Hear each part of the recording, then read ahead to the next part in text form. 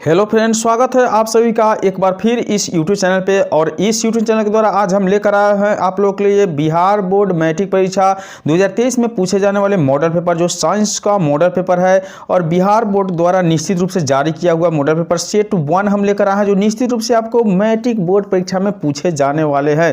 तो आप लोग बिल्कुल देख पा रहे हैं कि जो विज्ञान का होता है ऑब्जेक्टिव सब्जेक्टिव, इस यूट्यूब चैनल के माध्यम से आप देख सकते हैं। लेकिन आज का जो वीडियो है, इस वीडियो में मैट्रिक का महत्वपूर्ण बोर्ड परीक्षा में पूछे जाने वाले हम विज्ञान का वस्तुनिष्ठ प्रश्न लेकर आए हैं, जो निश्चित रूप से आपके बोर्ड परीक्षा में पूछा जाएगा। तो देरी नहीं करते हुए वीडियो को शुरू करते हैं। इससे पहले एक छोटा सा रिक्वेस्ट है कि इस यूट्यूब चैनल पर नया तो सब्सक्राइब करके बेल आइकन को जरूर प्रेस कीजिएगा। आज के वीडियो में हम जो भी प्रश्न बताएंगे वो निश्चित रूप से आपके मैट्रिक बोर्ड परीक्षा 2023 में पूछे जाने वाले हैं। तो देरी नहीं करते हुए इस वीडियो को शुरू करते हैं, देखते हैं कि आज का पहला प्रश्न क्या है।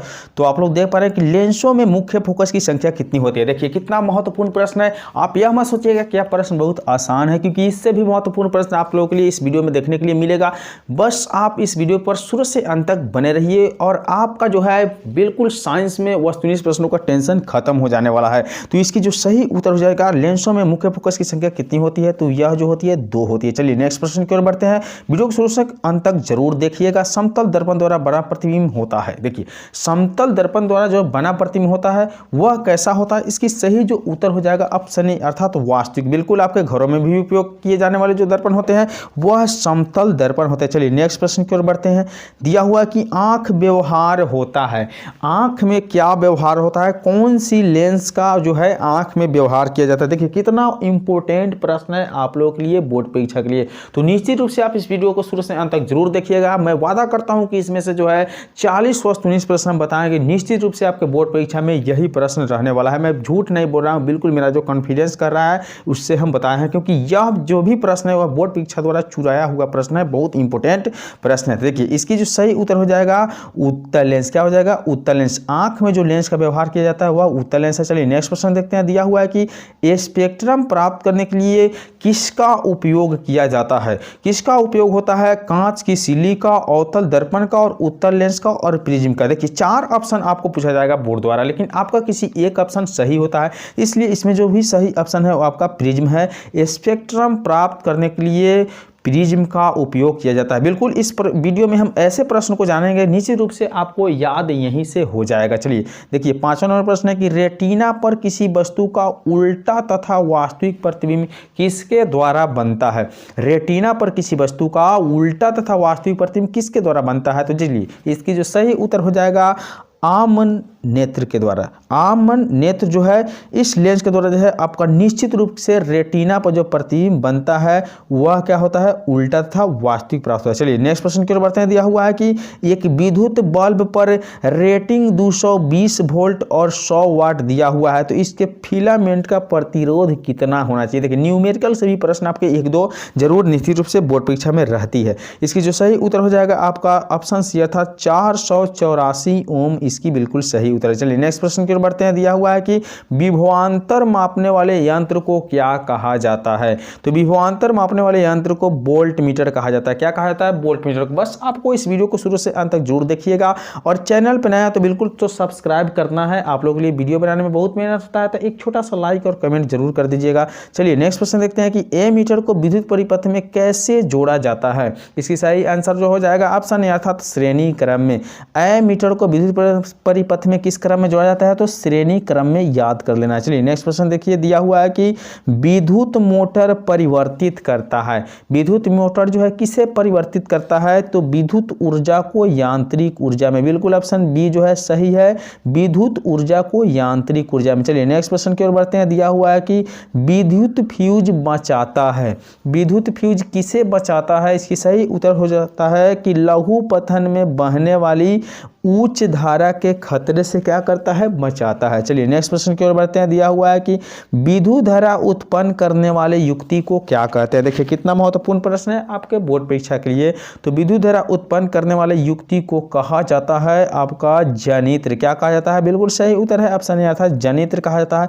चलिए नेक्स्ट प्रश्न देखते हैं। दिया हुआ है कि ऊर्जा के सभी रूपों में अनंत स्रोत किसे माना जाता है? ऊर्जा के सभी रूपों में अनंत स्रोत किसे माना जाता है? इसकी सही उत्तर हो जाएगा ऑप्शन सी अर्थात सूर्य को माना जाता है। चलिए नेक्स्ट प्रश्न देखते हैं। दिया हुआ है कि पवन चक्की में उपयोग ऊर्जा प्राप्त करने के लिए पवन का न्यूनतम वेग कितना होना चाहिए? सबसे कम जो वेग होना चाहिए वह लगभग 15 किलोमीटर प्रति घंटा। कितना? 15 किलोमीटर प्रति घंटा। बिल्कुल इस वीडियो को शुरू से अंत तक जरूर देखिएगा।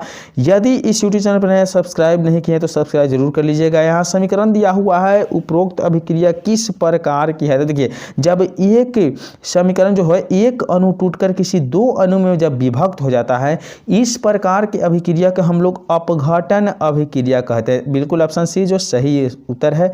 अगला प्रश्न, श्वसन किस प्रकार की अभिक्रिया है? श्वसन किस प्रकार की अभिक्रिया है? इसकी सही उत्तर है आपका उपचयन। क्या है? उपचयन अभिक्रिया है। चलिए नेक्स्ट प्रश्न देखते हैं। दिया हुआ है कि लेड नाइट्रेट चूर्ण को एक परख नली में गर्म करने पर भूरे रंग का धुआं उत्सर्जित होता है। यह धुआं कौन सी गैस होती है? तो यह धुआं जो होती है NO2 का गैस होती है। ठीक है, चलिए नेक्स्ट प्रश्न की ओर देखते हैं। दिया हुआ है कि निम्नलिखित में कौन लवण है?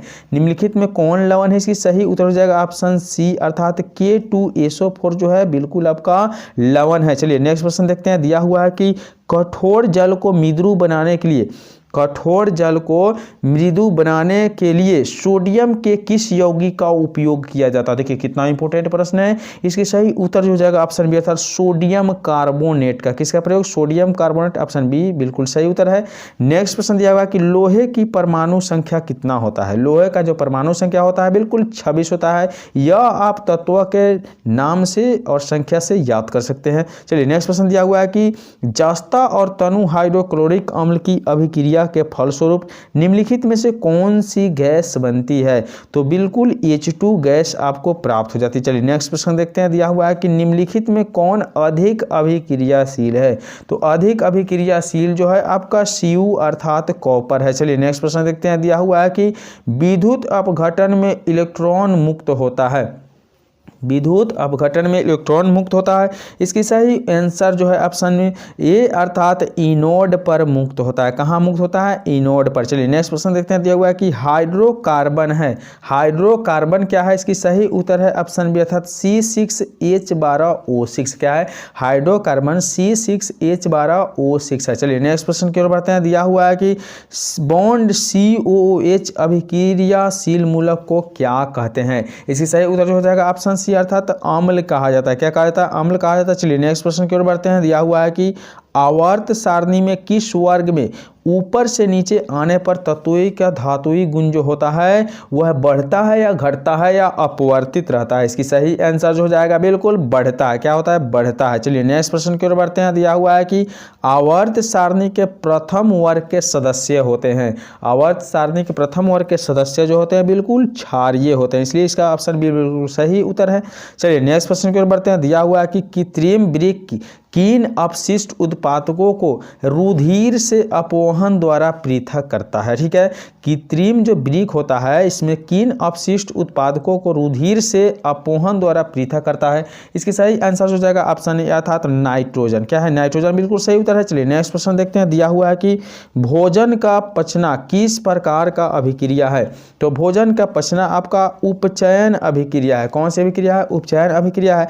नेक्स्ट प्रश्न देखते हैं। दिया हुआ है कि प्रकृति में ऑक्सीजन का संतुलन कैसे बना रहता है? प्रकृति में ऑक्सीजन का जो संतुलन है बिल्कुल आपका प्रकाश संश्लेषण से बना रहता है। किससे बना रहता है? प्रकाश संश्लेषण से। नेक्स्ट प्रश्न देखते हैं। दिया हुआ है कि डेंगू उत्पन्न करने वाला मच्छर किस तरह के जल में रहते हैं? तो डेंगू उत्पन्न करने वाला मच्छर जो है आपको साफ जल में रहते हैं। किस जल में? साफ जल में। चलिए नेक्स्ट प्रश्न देखते हैं। दिया हुआ है कि पादप हार्मोन का उदाहरण है।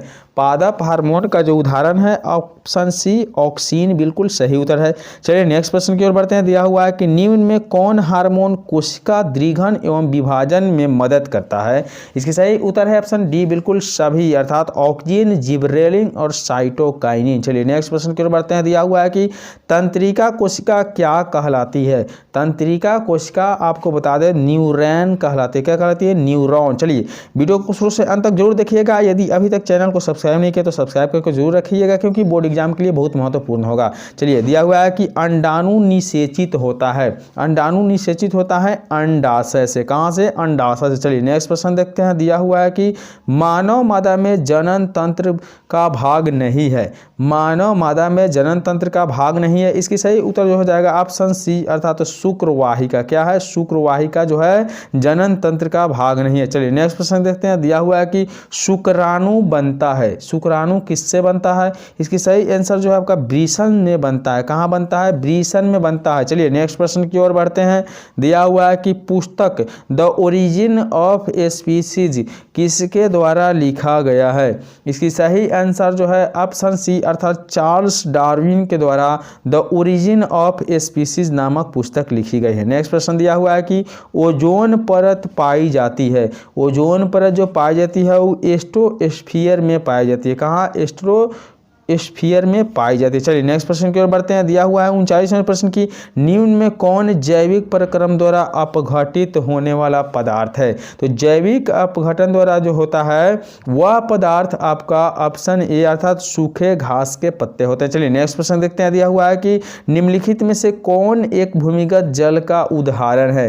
कौन जो है भूमिगत जल का उदाहरण? इसकी सही उत्तर जो हो जाएगा कुआं। तो इस प्रकार हम लोगों ने इस वीडियो में 1 से 40 और 19 प्रश्न देखे जो बिल्कुल आपके बोर्ड परीक्षा 2023 में पूछे जाने वाले हैं। तो चलिए, इस प्रकार के और वीडियो देखने के लिए चैनल को सब्सक्राइब जरूर कर लीजिएगा। मिलते हैं अगले वीडियो में, तब तक के लिए बाय।